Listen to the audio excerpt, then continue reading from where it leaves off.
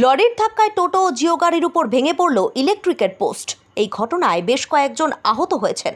তাদের কাকদ্বীপ মহকুমা হাসপাতালে নিয়ে যাওয়া হয়। ঘটনাটি ঘটেছে 117 নম্বর জাতীয় সড়কে কাকদ্বীপের বিডিও অফিসের সামনে।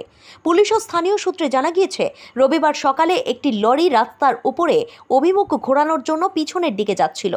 সেই সময় লরিটি একটি পোস্টে ধাক্কা মারে।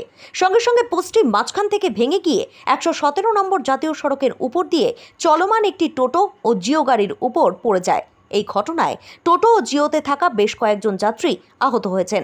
স্থানীয় বাসিন্দারা তাদের উদ্ধার করে কাকদ্বীপ মহকুমা হাসপাতালে নিয়ে যান। এই ঘটনার ফলে 117 নম্বর জাতীয় সড়কে বেশ কিছুক্ষণের জন্য যান চলাচল ব্যাহত হয়। পরে পুলিশের হস্তক্ষেপে পরিস্থিতি স্বাভাবিক হয়। আসছিলাম আমি, তারপরে তো ওটা ব্যাগে দিচ্ছিল গাড়িটা। তো আমার গাড়িতে 3জন প্যাসেঞ্জার ছিল। তো সামনে একজন পুরুষ ছিল আর ভিতরে একটা দুটো লেডিস ছিল। মোট কজন ছিল? মোট 3জন, আর একটা বাচ্চা ছিল।